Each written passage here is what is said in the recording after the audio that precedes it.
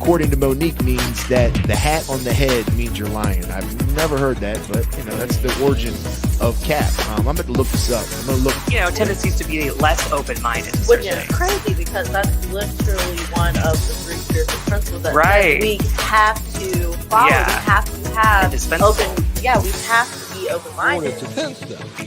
Don't sound like the president and start inventorying yourselves, but be true to yourself. You don't have. And when I came back, the place was a mess, so I knew I was missed. It's beyond my wildest imagination. It's getting deep in here now. It's incredible, man. Have the rainbow without going through the rain. And I love it. Me That's too. good. Yeah. And applying the recovery, I thought about it for a second.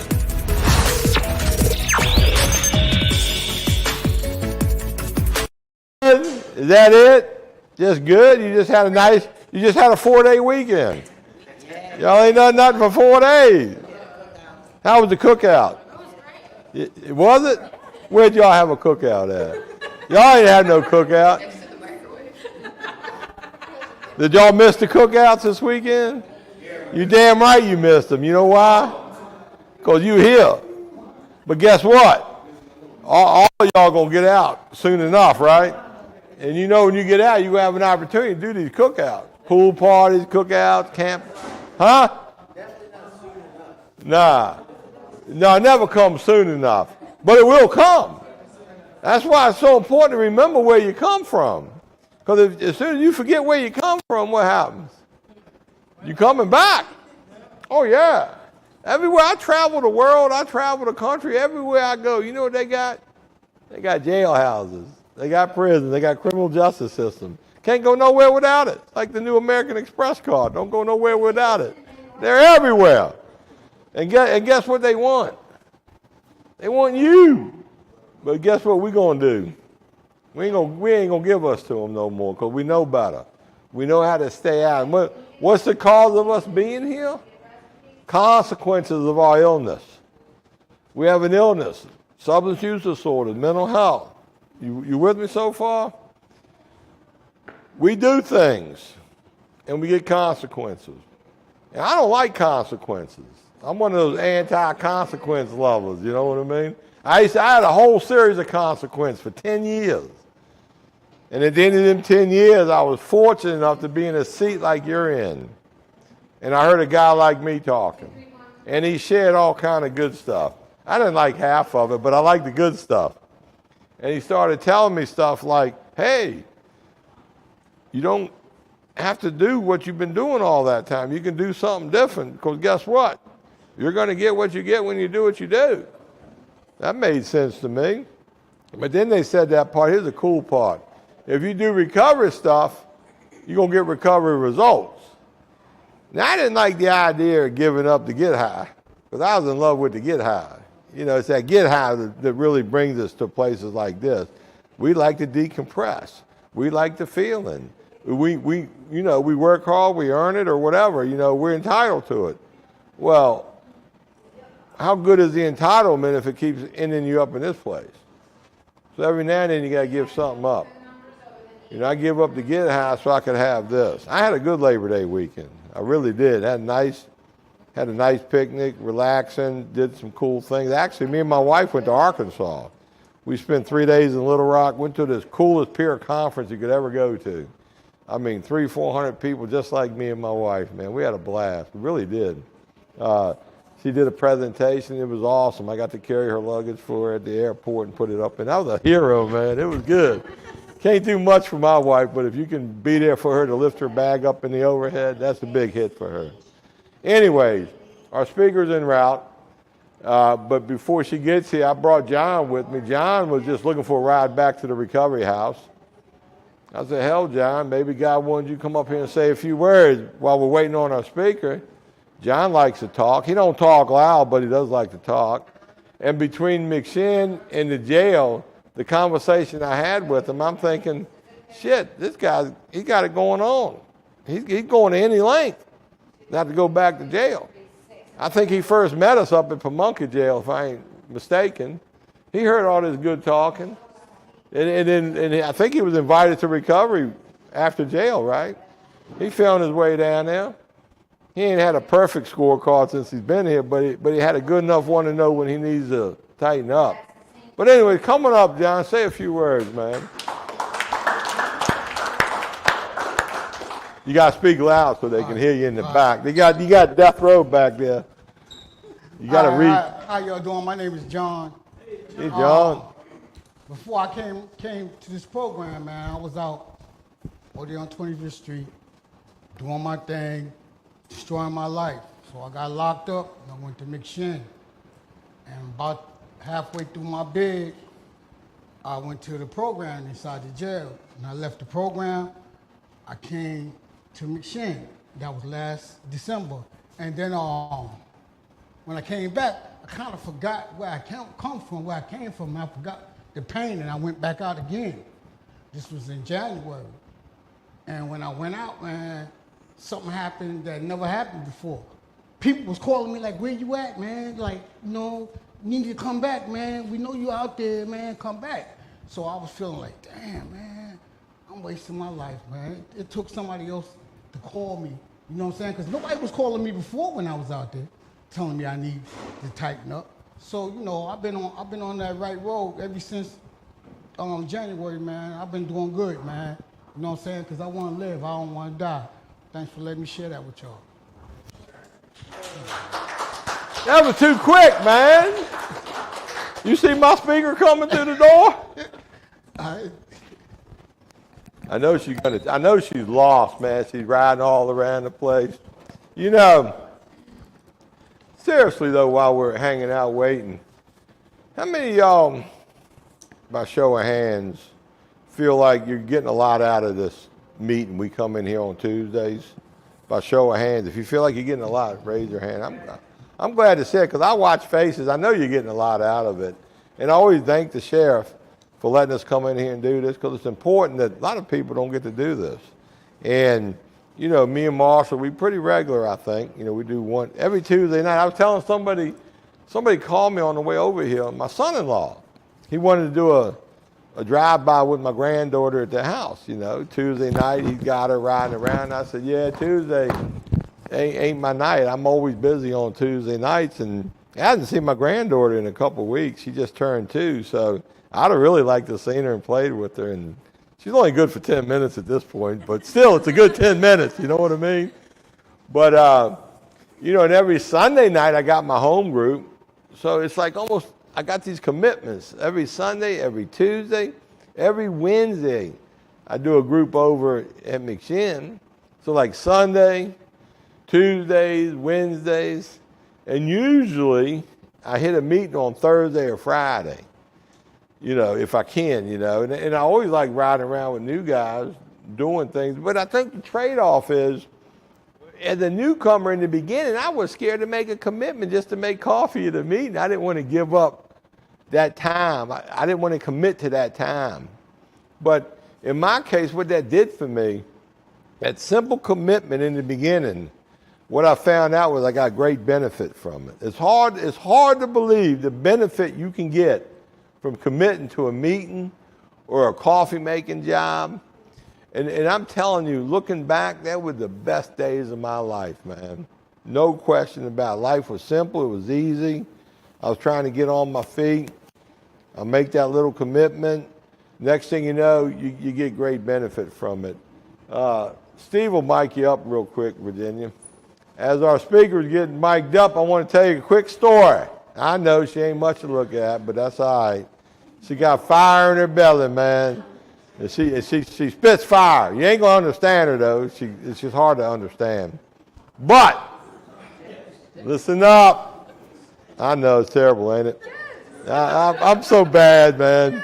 I'm just trying to warn you all, man. But let me tell you how I met Miss Virginia. It was probably 23 years ago, okay? I think next month will be 23 years. I probably met her 23 years ago, and we were at Willow Oaks Treatment Center way out in Cartersville. We were at a cookout, a little barbecue, and me and my wife were there. And somewhere in the process of the meeting, she run up to my wife and said they suggested I get a sponsor. I think that's how it went down. And they told her to get phone numbers. So she got my wife's number. She got out of treatment, she called my wife. And I'm sitting around one evening, minding my own business. My wife's there, and this girl calls, Virginia, and they're talking, and they hang up. My wife said, I'm going to go pick up Virginia and take her to a meeting. I said, that's cool. You know, we living up in Hanover by Hanover Courthouse. I said, where's she live? She said, I don't know, somewhere. You ever heard of Hillside Court? And I went, what? You going down to Hillside Court tonight? It was like, it was dark, I said, holy shit, I'm going with you. I ain't going to let her drive down. She drive a little Mercedes at the time in the Hillside. And so I'll go down there with her, and this is deep hood, okay? Y'all know where Hillside is, man. And this 23 years ago, it was a little wild, wild west back then. It ain't like today where it's semi-tame. Well, we rolled in, and the cops stopped us. What are you doing here? We're picking up a girl, take her to an NA meeting. Come on through, man. And it went something like that. I forget how it went. But Virginia, she's a smart lady. She couldn't always reach my wife, but she had my number. So when my wife was busy, she called me. And that's where the hit came in. I'm talking to this girl. She's talking my language. I'm talking her language, and the hearts of NA came together, man. We've been tight as ticks ever since. And I've watched this woman grow and just do amazing things, go back to college, get a little bit of degree, get a good career, help hundreds of people, maybe thousands at this point. She came on the McShin Board of Directors. You've been on that board, must be 10 years now. I don't know, it's been a long time. We can't get rid of her like a bad penny. She keeps showing up, man. But she was at our picnic yesterday.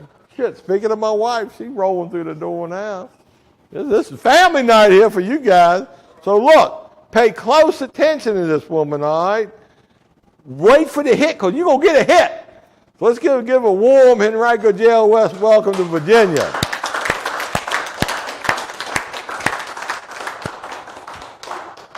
It's all you, baby. No time limit. Just don't hurt them, all right? I apologize, y'all, for being late. What's up, baby?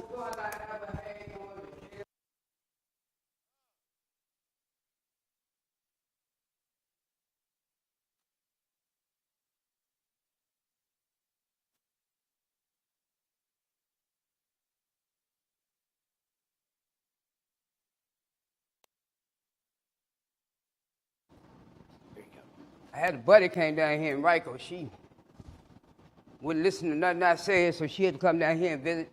Came down here to speak, ran into her. Look, like John said, next Monday will be 23 years that I did meet him.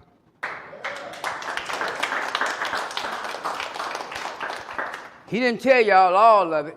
I tried to fight him the first night. I really did. It was a motorcycle there with a Confederate flag on it. Listen to me carefully. I made that his bike. I did that. I got power. I made that his bike. And he thought it was the funniest thing he ever heard. I walked up to that guy, he was built 23 years ago. And here go me, about 50, 60 pounds lighter, walk up to this big Marine. I wouldn't fight, motherfucker. Excuse me. You free yourself, free yourself. He thought that was the funniest thing he ever heard. He said, put him up. And he made sure he stepped back one step so I couldn't reach him. His wife was like, for a whole year, every time he and I opened his mouth for a whole year, she was like, you two shut the F up, when she got tired of us. She ain't take no side. She told both of us shut the F up. And that's how our relationship began, him and I. Oh, she started it, though. For 30 days and 30 nights, I called her house and asked to speak to her. And every time I called, no, you can't talk to her. And don't call here no effing more. That was just like telling me to call back again. Well, I never said it like that, man. Down, you know what I did. Picked it right back up and slammed it right back down. That was my MO and that was his MO. But out of that came a whole lot of love and respect. Because he stood his ground and I stood mine. And every time I hollered help, guess who the first one was came through the door? Out of 23 years, he ain't missed a beat yet, and I'm so grateful. Thank you, John. I need to say that. I need to say that every time I get a chance. Because I hear so many negative things about him, and I stay in so many verbal arguments about him. And he really has cost me a couple of jobs, a couple of raises, but it's okay though. Because they always told me if you don't stand for something, you'll fall for anything. And it's probably gonna keep costing me, and it's okay though, because it ain't cost me nothing yet I couldn't pay. Every time I lost something, I got something better. And his wife, my sponsor, a whole lot of people used to ask me, they stopped asking me, what's her phone number? I'd be like, I don't know. What you mean you don't know? You ain't gonna tell me, nope. I ain't telling. And I mean, in the beginning, they used to ask a lot. And I used to always ask back, why? What you want? Because I knew they wanted something. They ain't want to say hi. They could say hi when they saw her with me. And, you know, in the beginning, it was kind of hard for me and her because she spoke this language, and I spoke this language, but somewhere along the line, we spoke a common language. We both wanted to stay clean. And just like I won't go nowhere, she won't go nowhere. I needed what she had. And for some strange reason, it was something I had that she wanted, and I still today ain't figured it out yet. I guess all she really wanted was me. And me, I just didn't want to get high no more. See, I had a kid. He was 22 years old, but he was still my kid. And I knew I couldn't help him if I couldn't help me. And, you know, when he came to pick me up from treatment, his eyes had a little teeny light in it. Like maybe, just maybe, I can get my mama back. And at first, I went to treatment trying to get rid of that PO, because he promised me 10 years. Bring me one more dirty urine here. 10 years for a dirty urine? Really? Bring me one and see. Man, when my color came out that Monday, came out that Friday, that Monday I got up and ran to treatment. I ain't even go down to his office. I already had been there and got that tap on the shoulder, come on, go with me. I won't doing that again. You ain't got to show me but one time. So that Monday I jumped in the car and I heard before they could issue their capers. And I ran to Willow Oaks, went in there talking all that smart talk that we talked, you know. Y'all think y'all gonna do with me? I'm a crackhead. Y'all can't teach me nothing. Man, when I got close to the end of that 28-day bit and that lady laid them papers on me saying I had to sign. Sign what? Discharge papers. Who leaving? She said, your time is up Monday. Man, I went to smacking papers and hitting stuff. I'm not signing nothing. I'm not going nowhere. You sign them, you leave. They thought that was the funniest thing they ever heard. But look here. They got me ready to go that Monday, man. And like he said, I went back home to them projects. And I real quick learned how to ask for help. I was all right maybe the first week and a half, but then them walls started closing in. Because, see, that was my get high ground. But when them walls started closing in, I heard him grab that telephone. The only thing she said was, have you used yet? And when I said no, she said, I'm coming. We stayed in recovery house. I can't remember whether it was 3 months or 4 months. I mean, hell, it was almost 23 years ago. How am I supposed to remember all that stuff? All I know is I went to recovery house and raised hell up in there. I about drove that girl, Denise crazy. Every time she looked, she was like, what time you get in last night? I said, I work graveyard. I don't know what time I got in. It was sometime this morning. Then on my days off, I still forgot to stay in the house. But see, I won't like most people. Them girls went to bed at 8 o'clock. On my day off, I won't go on no bed at no 8 o'clock. When they went to bed, I went out the back door. And I went with all them addicts that had all that clean time. I wanted to hang out with the big girls. They were playing beer whist. And I was going to play beer whist all night long. So when I creeped back in the morning about 5:30, 6 o'clock, they taking their clothes, getting ready to go to work. I'm taking my clothes off to get in the bed. They looking at me and I'm looking at them. I work graveyard. I ain't got to go nowhere. I ain't care what you run your mouth and tell. You told on everything I did anyway.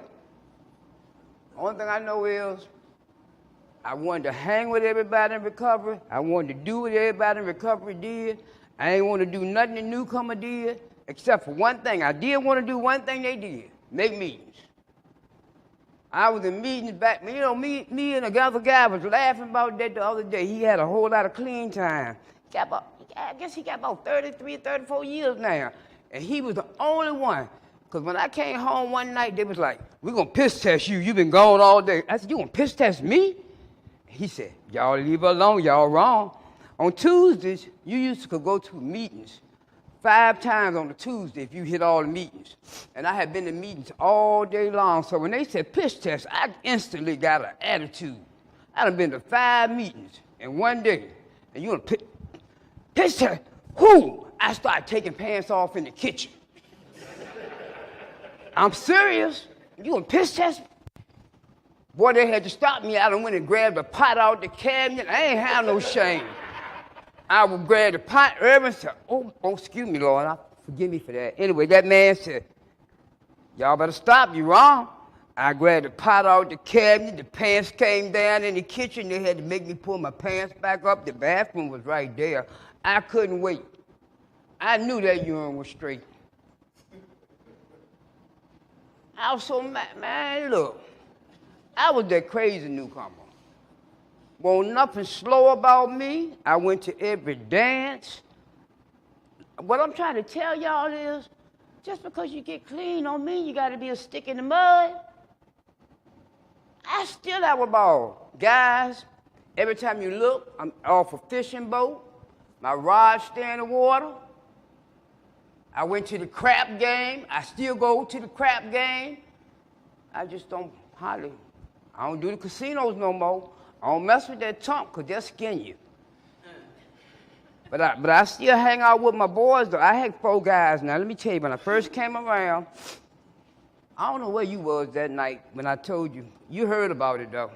I was that newcomer. They rolled up in there. I don't know where my sponsor was that night.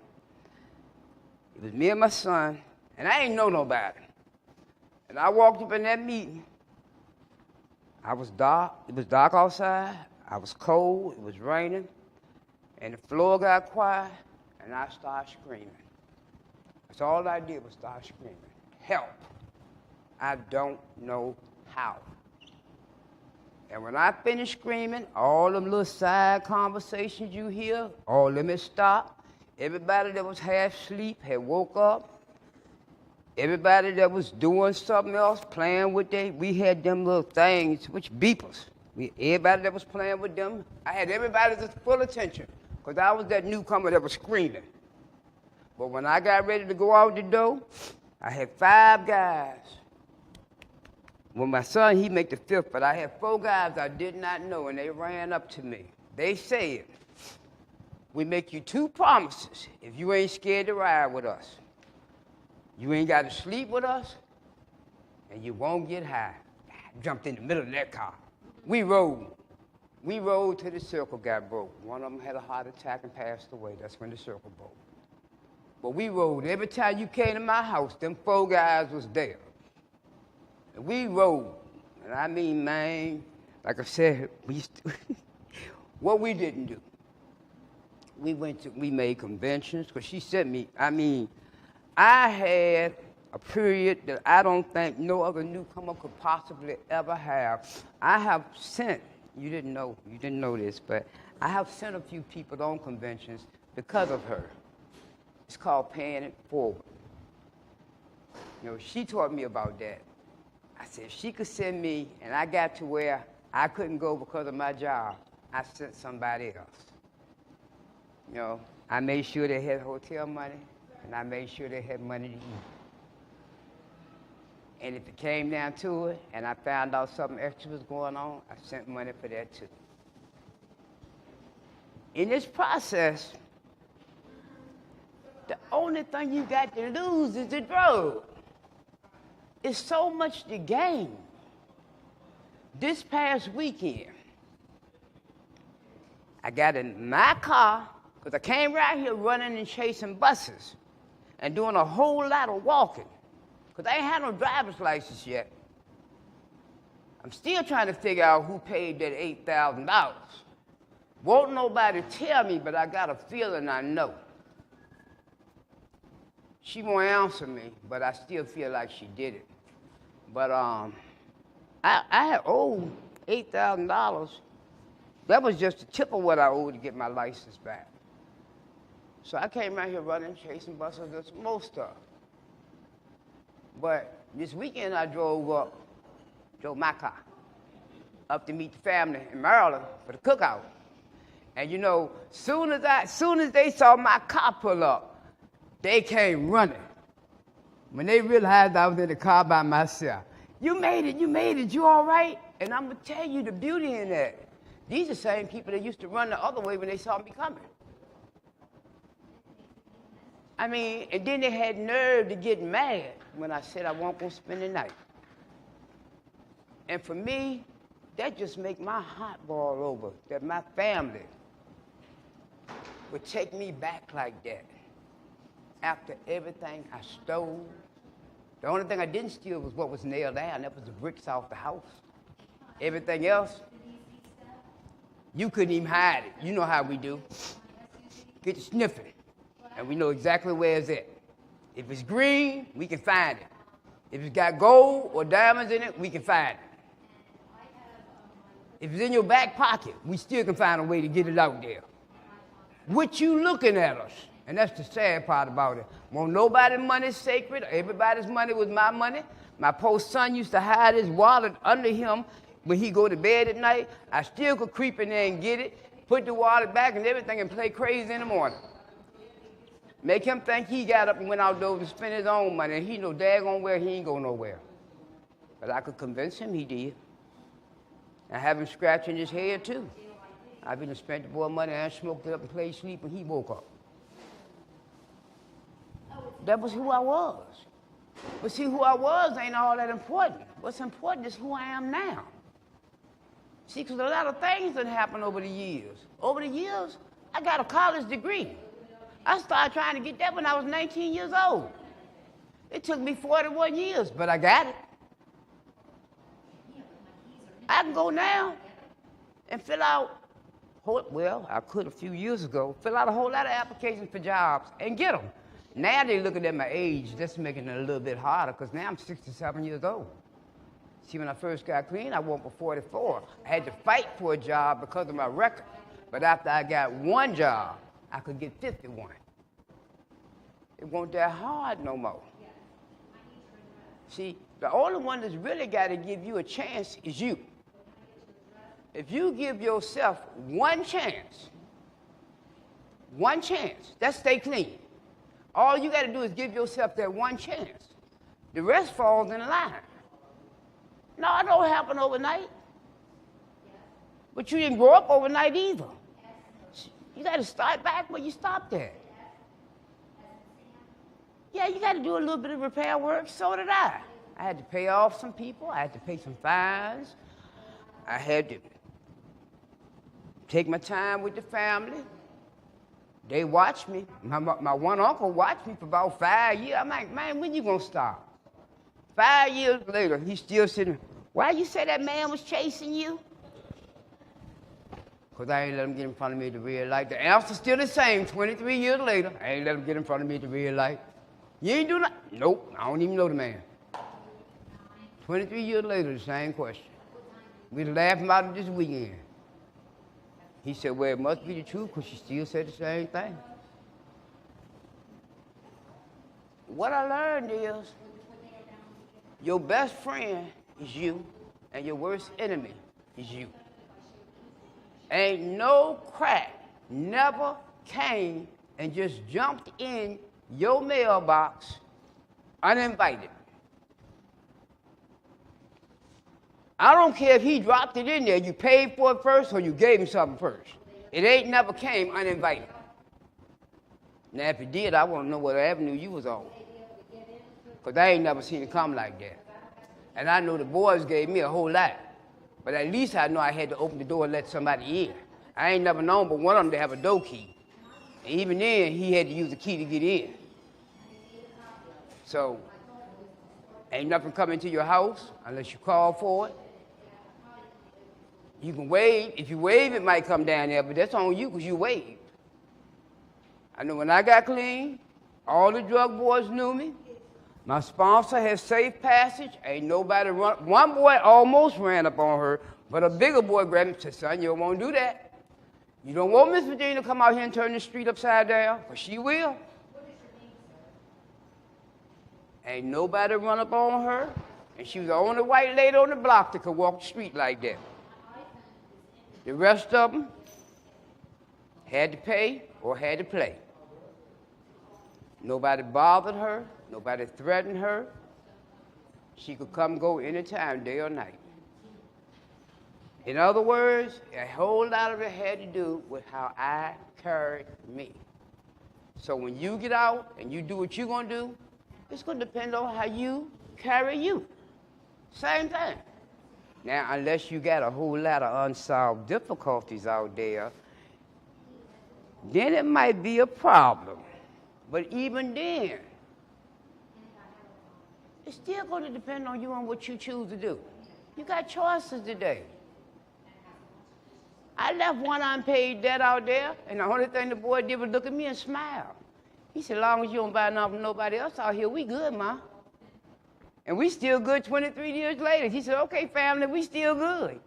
He asked me, could he get a job where I work at? I told him, you sure can, and told him who to go talk to, and he got one. He got one.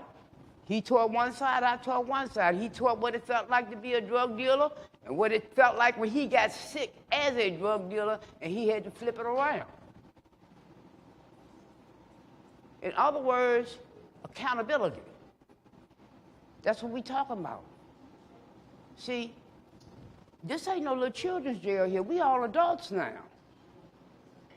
We all responsible for our own behaviors and our own actions. Me, I go home tonight.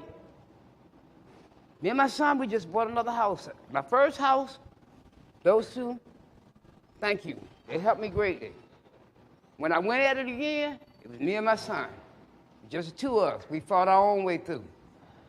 And he asked me whether I was going to be scared sleeping by the back door. I said, who, me? Shit, I'm going to sleep. I sleep hard on the rock back there. I don't even know the back door back there. Because I ain't scared enough for no more. I done been through my scariest time. It was on the street in the dark. And I ain't have sense enough of going to the house then. Out there chasing shit at 3, 4 o'clock in the morning. If I wasn't scared then, what am I going to be scared of now? Make it make sense.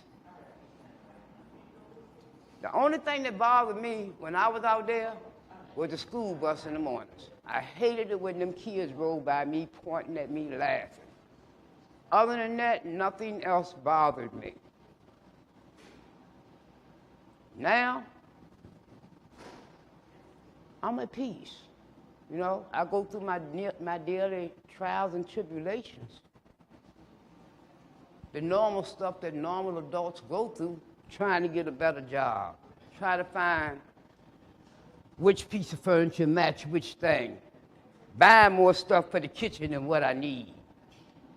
Them laughing at me because I still got 3 deep freezers. Hell, I told them when I was in the street, I was hungry. No, when it came down to the choice between the loaf of the bread and the crack, you know which one won. So I was hungry. And more importantly, I made my son hungry. And I brought that piece of baggage with me. But I promised me and God, when I got on my feet, I wasn't gonna be hungry no more. So now, I buy more groceries than what I need. I buy enough to feed a whole lot of folks. And sometimes I do. I always tell people, you ain't got to be ashamed, you ain't got to be scared. Just call me. Come on down the house. I ain't going to the store and buy you nothing, except for maybe some bread, milk, and eggs. Anything else? If you can't get out that freezer, out that cabinet, you must don't need it. If you ashamed, that's on you. But yeah, I made choices when I was out there, and all of them were good ones. But I don't worry about what I did. What I look like worrying about something I did. The only thing I worry about years later was when I got ready to go to school. I was scared to go down them halls, but them old demons started flipping in my head. The stuff that I did back then came. But I had to get over it. The only thing you might have to worry about is if you don't rob the bank or if you don't murder somebody. Don't tell me, I don't want to know. I don't want nobody else's weight. Put it on a piece of paper and burn it and send it up. That's the only thing I can tell you. I don't want to know nothing about it. Other than that, everything else, go away in 7 years, I heard. I don't know whether or not it's true. That's what I heard. There's a room on the street.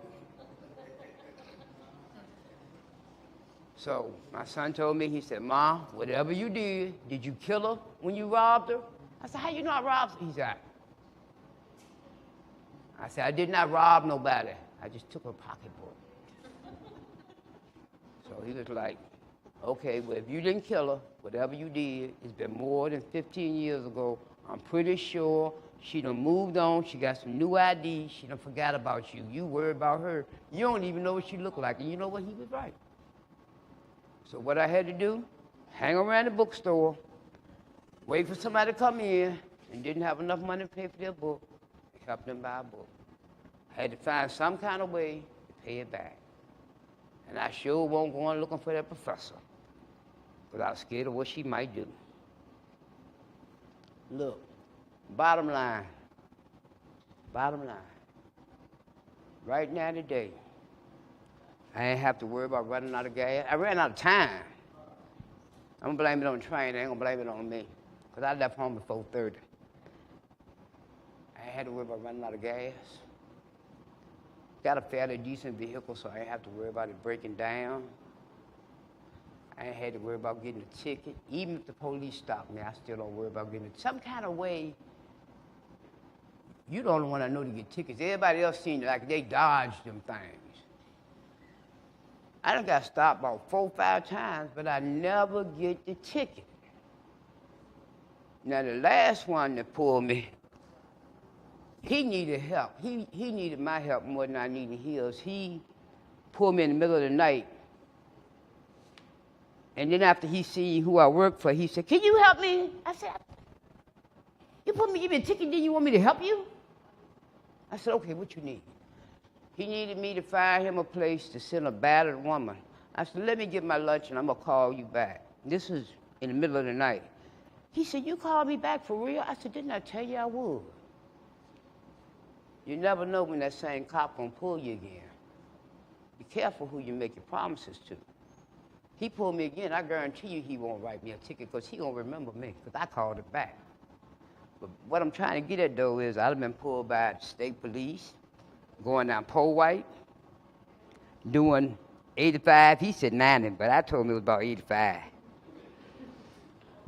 He ain't give me no ticket. I got pulled by that cop. He ain't get that one that needed help. He ain't give me no ticket. Then I got pulled by another one. He said I was doing 80. I told him I had to go to the bathroom. I said, I still got to go. He told me, all right, and he let me go. Bottom line is there's something about NA people. I don't know exactly what it is, but we be talking sometimes, and most of us just don't get tickets. We get pulled, but we don't get the ticket. Now, my son was with me one day, and I don't know how many of y'all know Richmond, but I was over on Laburnum at 9 Mile Road, right there where you used to make that turn at when you come out the old Kmart, like you going into where Sears and Roebuck used to be. And me and my son, we was laughing. We had been laughing all day about something. And some kind of way, I put on my left turn signal and pulled over to make a left. And as soon as I did it, the police said, wah, wah, wah, wah. I said, oh, Lord. And I was laughing when he walked up. So when he walked up, I ain't stopped laughing. He said, you don't even know why I pulled you, do you? I said, nope. And I kept on laughing. He said, look where you're sitting. I said, oh, my God. I'm sitting, and these people over here lane where they supposed to turn left at. I'm so busy laughing, I'm sitting in their left lane, trying to make a left that's illegal. Because I'm in them people left lane. You know, I'm trying to go into the old Kmart, where they supposed to be turning left to go into the old Sears. And I was like, I guess I'm kind of sitting kind of bad, ain't I? Laughing at the police, and he laughing at me, laughing at him. He didn't give me no ticket, though. He looked at me, and he looked at my keys, and he seen that black key tag. He said, you in that? I said, yeah. He said, how many years? At that time, it was about 18. He said, that many? He said, you look like you happy, too. That's your son? And I said, yeah. He said, I can't give you no ticket. I can't do it. He said, I can't make you not be happy no more today. My son said, huh? I looked at my son, and I just smiled at him. My son said, you would have gave me a ticket. I said, because you run your mouth. I said, all you had to do was keep laughing and be quiet. Police looked at me. He said, tell me something. I said, what? He said, how you going to get across the street? I said, damn if I know. And police took his whistle out, and he went and jumped in the middle of the street and blew the whistle and did like that, and everybody just stopped. My son said, I don't believe this. He did me like, he said, he was in the middle of the street skipping, and the people got up. The people was sitting in the cars laughing at the police, he said. My son said, I don't believe this. I said, I believe one thing. It's the second break today I done got from the police. When we get in that parking lot, I ain't driving no more. I'm giving you these keys. That's the second time that day I had ducked a ticket from the police. I know when to quit. Bottom line, look, I don't know how long I got to talk. I don't know how long I'm supposed to talk. I'm going to tell y'all something. I live a good life. Basically, I'm about as happy as y'all see me right now. I can't think of a one time you have ever seen me that I haven't been happy. And I wasn't happy then because they had just told me I had cancer. I wasn't sick, I had cancer. It's a difference. And that particular day, I was tore out the frame. But I'm going to tell y'all this, and then I'm going to stop. Even then, and that was one of my darkest days,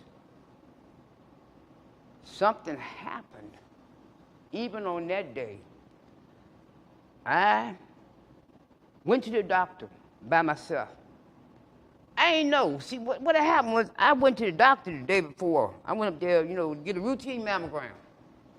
Because me and my doctor got to arguing the day before. She told me she won't give me no female checkup because I keep on not taking my mammogram.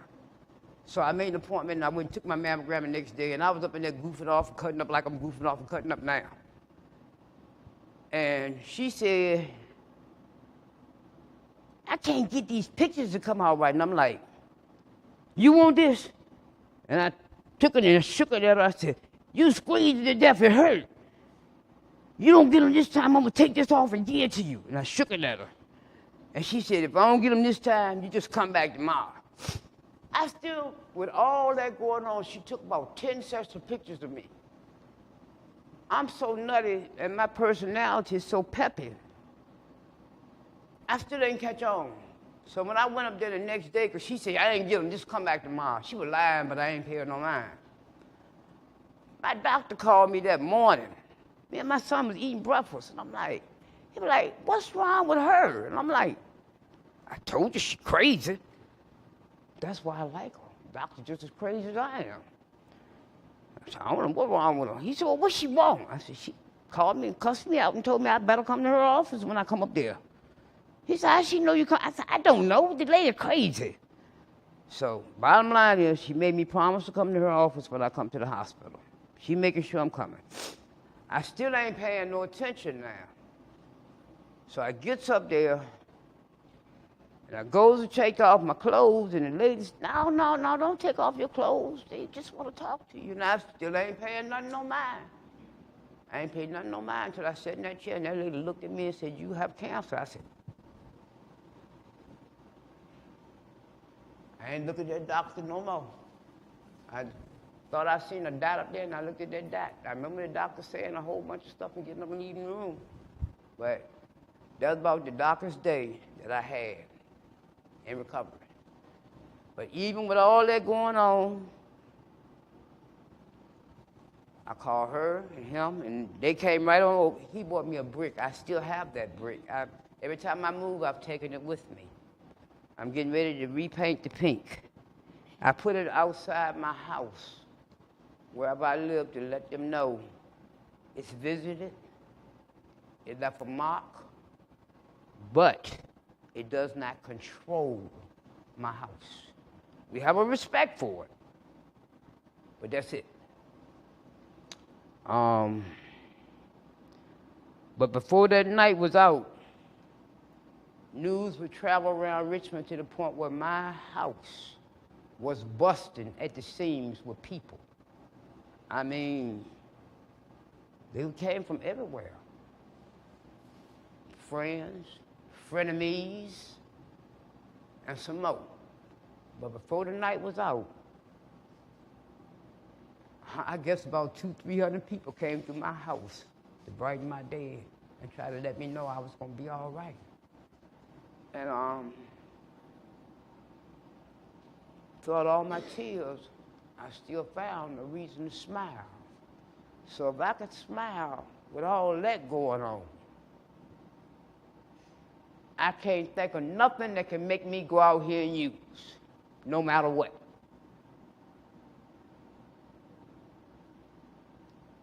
Now, they say they got a club for the no matter what.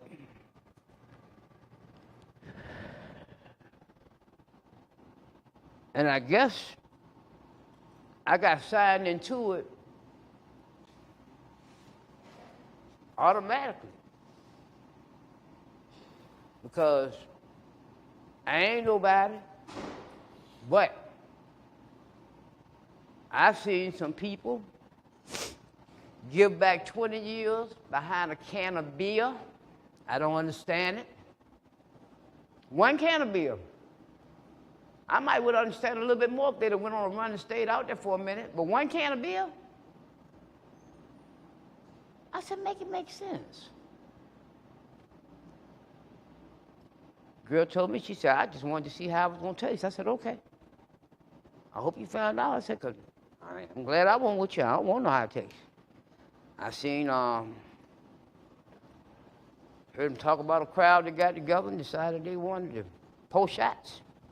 We saw how that ended. That whole group had to start over again. All of them was members, except for one, was members of the 20-plus club. They bought that from the health food store. We saw how that ended. It had more to do with the intent than what it had to do with what they was drinking. Anytime you go and get a bunch of shot glasses out the cabinet and you sit around and you pass the bottle like you taking shots, you are drinking alcohol because of the intent. And it did what it was supposed to do. It made them forget what they was doing. They forgot their primary purpose. One of them shared that he went and got him some dope afterwards, so it did what it was supposed to do. I had one lady that told me, she said she had 25 years clean. I saw her pour a teaspoon of wine on a spoon. I was with her at her house. And I said, well, I don't know if you had 25 or not, but I know right now you got about 1 minute.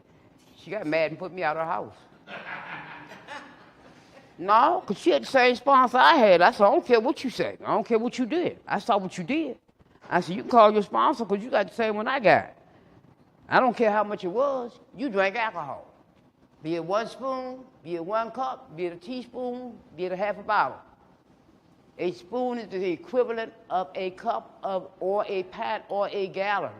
The literature does not play. Do not change the words to suit you. It didn't say drink how much, it said do not drink, period. Would you not agree to that? It don't tell you how much, it said don't drink. So, and like I told her, you can't change the words to the literature to suit you. So when she took that 1 teaspoon, she drank. She put me out of the house. And she spoke to me again about 2 years later. She even gave me a hug and told me it was good to see me. By that time, she was willing to admit to what her clean time actually was. That clean date, if you got one, please try to keep it. Because they got something out here now, they say it's a little bit worse than what fentanyl is. I don't even know the name of it. All I know is it burns the skin and it makes you stand still in the position you're in. I don't know what well, anyway. Xylazine. I ain't really seen it yet. Don't want to see it, but I like seeing all you people. Your eyes look bright. You look good. I like the laughter I get. I don't want to see no extra markers or grave sites. And I don't say that in a joking fashion because I've seen enough. I've seen enough obituaries. I've seen enough of my clients' obituaries. I've seen them 19, I've seen them 18, I've seen them 21. I heard one called and asked to come back where I used to work. And she was told no, she was dead the next day. I saw one discharged from where I was. He did fine for 2 weeks. Then he went on the corner to show the boys how good he looked. Guess what they gave him? Fentanyl. They ain't playing. And they don't want to see you looking like you look.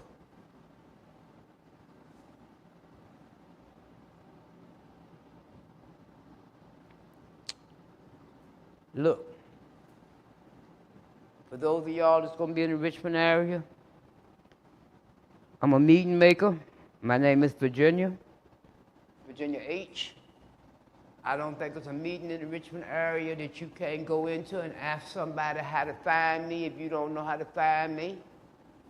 If I can do anything to help you in your journey, please feel free to contact me. If you can't get a hold of my phone number, go on Facebook Messenger and find my picture. Send me a message. Guaranteed to answer you. Even if I tell you I don't know who the hell you is, I'll still answer you. Just tell me, you saw me down to jail. I'm saying, if you don't get any help, it's because you didn't ask for none.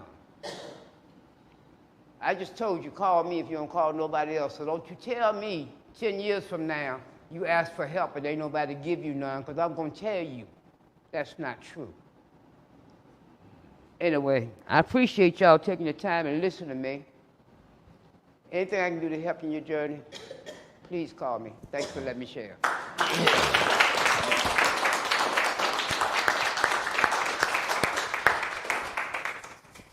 Thank you, John. You remind me why we couple sometimes. She ain't that hard-headed. Don't let her fool you, man. She's easy to talk to. First you take your ass whipping, then you ask her, you done? Let's talk. So what'd y'all hear? Oh, damn right, man. Carol, you want to say a few words while you're here? Cheer her on, man. This is why I look so good, man. I just stand next to my bride. Hey everybody, I'm Carol and I'm an addict. And sorry I came in late. I don't like to do that, but I did. I own it. Pin that on so you can talk away. Yeah, buddy. This is bonus night, gang. Enjoy it. You know, I remember the night that, or the afternoon where I first met Virginia. And I was speaking at a NA event out at the treatment center she was at. And a lot of people in the old days, you could not get out of treatment if you did not have a sponsor. The only pathway was 12-step back in the day. There was no MAT, there was no Suboxone and all of that stuff. You went to a 12-step program. And in order to get out, this was a 12-step based program she was at, and they made them all get a sponsor before they left. And I knew she was supposed to get out within a day or two of this event. And I thought, like a lot of people do, I mean, you know how we work the system. I thought, well, she's asking me to be her sponsor because she needs one to get out of here on Monday, and I'll never hear from her again. And she called me religiously every day. Now, I didn't always pick up the phone because I was working in D.C. and I was busy, and John would pick up the phone when I couldn't or when I didn't. And but the kind of relationships that you make when you are in recovery are irreplaceable. I mean, you think Virginia and I would have met on the street, and I mean, she's a member of my family now, literally. I mean, my sisters know her, my brother knows her, my husband is friends with her. Like, she is a well-recognized figure in my family and in my circle. And I'm a part, some of her family members know me well too, come to my house for Christmas parties. But we would not have gotten that opportunity if we weren't in recovery together. I seriously doubt it. It might have happened. I might have gone into, back in the day, she was a chef and a cook at a restaurant, and I might have gone and seen her there, but by and large, we would have not met. And the reason why that's so important, why I tell you this, is your world gets bigger as your circle gets more diverse. You get more opportunities. You get more job opportunities. You get opportunities to grow. I remember when Virginia and I went to convention together in California, an NA convention. She was like, I'm in California. We were in San Diego. I mean, my life got bigger because Virginia was in it. And it certainly wasn't because I was her sponsor. It was because I got a realness. I'll never forget the first night I went to pick her up to take her a meeting, and she was living in Blackwell at the time. And I pulled into the project, and the first thing that happened, what's this white lady in this old beat-up Mercedes doing out in the hood? You can imagine what he thought I was up to. He said, what are you doing here, ma'am? And it was just barely still light out. I said, I kind of had the same attitude Virginia had back then. I said, I'm going to an NA meeting. I'm picking up somebody to take him to an NA meeting. He's like, oh, well, carry on, and let me right through. But that was, and then everybody began to realize, my car would come in. Initially, people would run to my car to service me, and these other guys would say, no, man, that's Miss Virginia's sponsor. Back off. Back the F off, And they would. It was like the seas parted. My car came in. Nobody messed with me, my car, or anything else, and I'd get like the nods and the waves, like carry on, and but that's what is out there waiting for you, is a bigger, broader world than you can imagine, and it all starts with just staying off drugs. You will meet people that you would have never thought you would meet. I mean, my husband and I went out, and through my job, we got to meet President Ford and Betty Ford. Like, if you had told me like 30 years ago I was going to be meeting with former presidents and shit, I'd be like, you are crazy. No way. So, you just get opportunities you can't even imagine. And my world is bigger and better because people like Virginia are in it. And I got the opportunity to pay forward to what people had done to me in early recovery. My very first NA meeting, my sister was just like a little wet hen, and she marches into the meeting. She has no idea what a 12-step meeting is like. She takes the brights of her car, it was like down in the church basement, and her lights are shining right into the meeting. And she puts her hands on her hips and goes, who's in charge in here? And everybody's looking around like, there's no big I's and little U's in recovery, right? No one's in charge. And one guy said, well, I'm chairing the meeting tonight, and she make sure she doesn't cut and run out of here. She needs to stay right in that chair, and you guys need to watch her. And he's like, well, that's not exactly how we do it here, but we appreciate that. And listen, we'll give her a ride home. You don't need to come back. We got her. And they're like, man. And I'm like, I know, I'm so sorry, man. I've like stolen and lied and done everything to them, and she just wasn't hearing it, wasn't having it. I was staying at her house, about cause of divorce. And people scooped me up and took care of me. And they got me home, and they didn't hold my bitchy sister against me. And those people held my hands through that first week in recovery. I remember it was between Thanksgiving and Christmas, and I was just like, what am I doing? Like, every single aspect of my life I had screwed up. I had legal problems, money problems, boyfriend problems, owing the dope man money. I was still living in the same place. I was worried every day, looking over my shoulder. I had the issues that we all have. I had fines and legal issues and all the rest of it. And one day at a time, I made it. One day at a time, I made it. Now, it didn't hurt. I ended up marrying Mr. Recovery. I had a nasty relapse after 6 years clean, and just... And I met John at an NA convention at the golf tournament. And I was living in D.C. at the time, and he asked me, he's like, do you have a boyfriend? And I said, no. And he goes, I saw you here last year. You didn't have a boyfriend then either, did you? I said, no. And you're into golf. You play golf. He's going, I'm really new to this dating game, and let me ask you something. Save us both a lot of time here. Are you gay? And I was just like, you think because I play golf and I've gone a year without a man that I must be gay? Not that I have anything against gay people, but it was just such a redneck comment to make, right? Now, I need to tell myself I'm using at this time, right? So it didn't take long for my Irish temper to just flare up, and I'm like, I can't believe you said that. And I stamped my foot and tore off, and I go back to my girlfriends. I'm like, do y'all think, did I dress weird? Did I act weird? Why would this guy from Richmond say this to me? Like, oh, those country boys down there, they don't know anything. Like, you don't even bother with them. Like, who cares? You'll never see the guy again anyways, you know? He's some redneck from Richmond. Just forget about it. You're fine. So the next morning, we were playing in this golf tournament, and I'm playing with my friends from D.C., I thought. And one of them didn't show up. And all of a sudden, I hear this big, booming redneck voice. Well, good morning. And I'm like, ah. I was hungover, keeping it all on the sly, I thought. And he comes storming up, and he goes, move over. We're going to be playing together today. And I said, no, we're not. We are not playing golf together. I don't know who you think you are, but Hampton Shattuck from D.C. is playing with me. And, well, Hampton called in sick, so he's not coming, and you and I are riding together. And we had to sit there and tussle about who was going to drive the golf cart.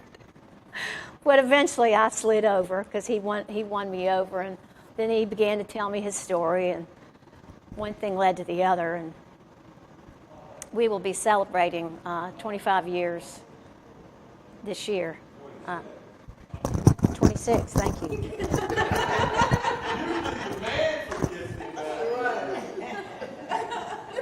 What can I say? I stand corrected. He's right. It's always 1 year less than my clean date, so that makes sense. So anyways, I guess all I want to say is there's a whole big world out there waiting for you. This whole supposed lifestyle, the street lifestyle, it is nothing but a big fat lie. It is not a way of life. It is a game that will chew you up and spit you out. Nobody in the game really cares about you. They care about your money, your drugs, or what you can do for them. They are not true friends. I had to learn this the hard way because I could have sworn to you they were my friends. As long as the minute I turn my back, my wallet's gone, my dope's gone, right? So give yourself a chance long enough to enjoy this new way of life. It is bigger and better and different than anything you could imagine. But the first thing you got to do is put the damn drugs down and find a group of people that you can run with that are in recovery. We do not do this thing alone. None of us can do it alone. And if you start thinking you can, you're in trouble and you're getting ready to relapse. We have to have support to recover. We do. Thank you all so much. I appreciate it.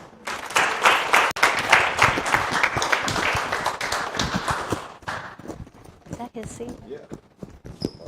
Oh, sorry.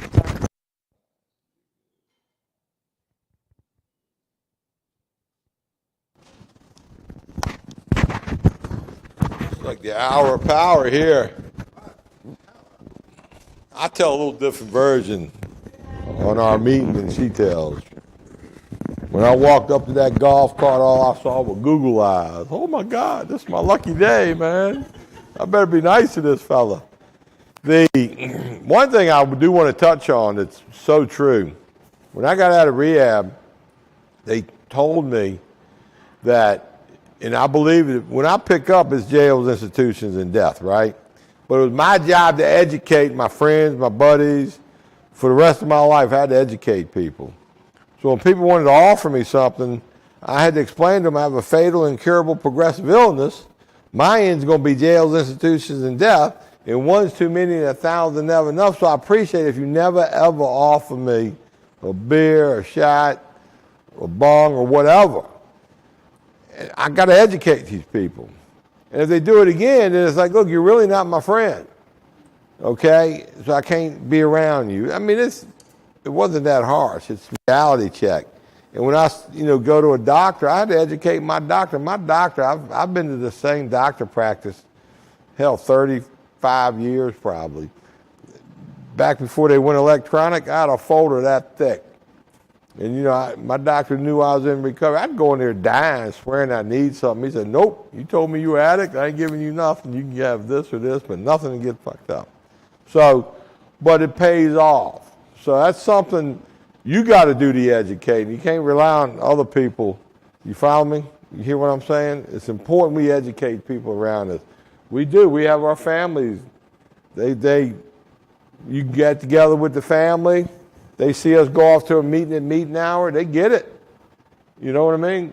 It's a big hit for your family to understand that and value that. So don't ever underestimate the need for us to educate people. So once again, thank you for being so attentive and kind to us and allowing us to come in your living room and share experience, strength, and hope for you. Thank the sheriff, as always, for letting us up in here, Pam. And till we see you again, you all behave and keep up the good work, all right? Thank you.